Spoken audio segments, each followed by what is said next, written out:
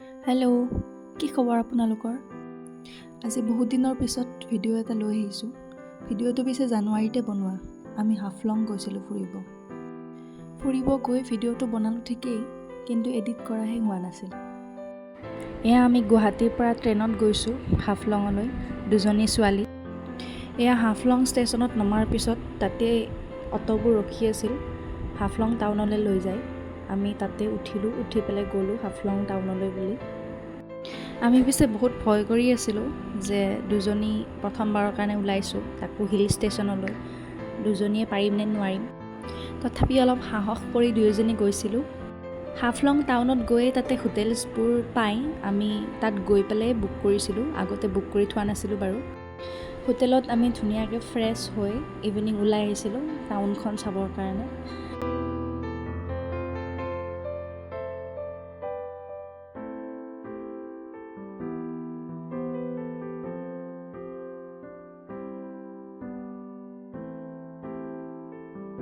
Next day আমি auto এখন লৈয়ে ফুৰিলোঁ। তাতে বেছিকৈ আমি অ'টোবোৰেই দেখিছিলোঁ, অ'টোবোৰে লৈ যায় ফুৰাবৰ কাৰণে। আমাৰ পিছে ফুৰা টাইমটো ইমান এটা ভাল নহ'ল। জানুৱাৰীত গ'লোঁ যে কুঁৱলীবোৰ আছিলে, ইমানখিনি ভবাই নহ'ল আমাৰ, বন্ধ পাই ফুৰিব ওলাই গ'লোঁ।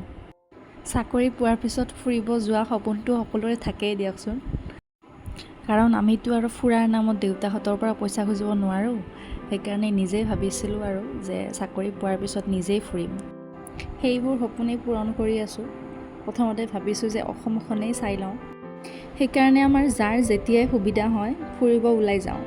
মানুহ অলপ বেছি হ'লে ফুৰাত সুবিধাটো হয় বাৰু, তথাপিও আৰু সকলোৰেতো সুবিধাবোৰ নিমিলে চব টাইমতে। সেইকাৰণে আমি পাৰফেক্ট গ্ৰুপ এটা ৰখি নাথাকোঁ, নিজেই চান্স পালে ওলাই যাওঁ। বাৰু সেইবোৰ বাদ দিলোঁ, এতিয়া এই ঠাইখিনি চাওঁচোন। চবতকৈ বেছি ভাল লাগিল আমাৰ এই ঠাইখিনি। আমাৰ ফুৰি আহিব বহুত দিন হ'ল যে, সেইকাৰণে ঠাইবোৰৰ নামবোৰেই পাহৰিলোঁ। তাত বাৰু অ'টোবোৰে লৈয়ে আহে এইবোৰ ঠাই দেখুৱাবৰ কাৰণে। এইবোৰ আচলতে কমন প্লেচ হয়, সেইকাৰণে এইবোৰ দেখায়। এইখিনি ঠাইত যে মানুহবোৰ ৰখি থাকে ফটো উঠিবৰ কাৰণে, মানে এইখিনিত অকল দুজন মানুহেই এলাউ কৰে, তাতকৈ বেছি নকৰে। সেইকাৰণে আমি পাল ধৰি ফটো উঠিব লগা হৈছে। এয়া চাওকচোন, পাহাৰবোৰ যে ইমান ভাল লাগে মোৰ। এইটো খুব ডাঙৰ এৰিয়া হয়, ধুনীয়াকৈ বনাই দিছে টুৰিষ্টবোৰৰ কাৰণে।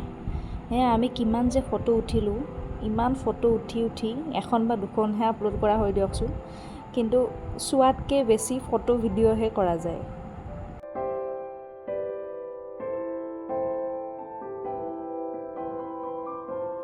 তাৰপিছত আমি গ'লোঁ জাতিংগা বাৰ্ড ৱাচিং চেণ্টাৰলৈ। তাত চৰাইবোৰ আহি চুইচাইড কৰে বুলি কৈছে।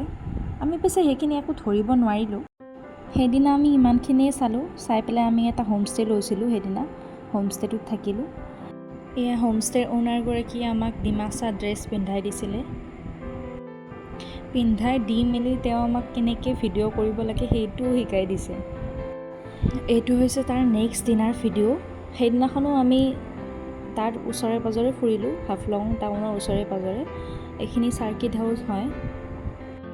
ভিডিঅ'টো বনাইছিলোঁ বাৰু ৰিলছ বনোৱাৰ কাৰণে, কিন্তু ৰিলছটোহে বনোৱা নহ'ল। তাত আমি অসমীয়া ফেমিলি এটাও লগ পালোঁ নহয়। দাদাজন যে দেখিছে, তেখেতে টিচাৰ হয়, হাফলঙৰ স্কুলত কাম কৰে। এজনী তেখেতৰ ছোৱালী। আমি সেইদিনাখন তেওঁলোকৰ ঘৰতেই লাঞ্চটো কৰিলোঁ। কিমান যে ভাল লাগে ন, বাহিৰত গৈ নিজৰ জাগাৰ নিজৰ ঠাইৰ মানুহ লগ পালে। মোৰ লগৰজনীৰ চিনাকি হয় তেওঁলোক। আমি আচলতে প্ৰথমৰ পৰা গম নাপালোঁ তেওঁলোকৰ কথা, নহ'লে আমাৰ বহুত বেছিয়ে সুবিধা হ'লহেঁতেন। সেইদিনাই আমি তেওঁলোকৰ ঘৰত লাঞ্চটো কৰি ওলাই আহিলোঁ হাফলং ষ্টেচনলৈ ঘৰত আহিবৰ কাৰণে। এনেদৰে আমাৰ ট্ৰিপটো ছাকচেছফুল হ'ল। গতিকে এই ভিডিঅ'টো এইখিনিতে সামৰিলোঁ।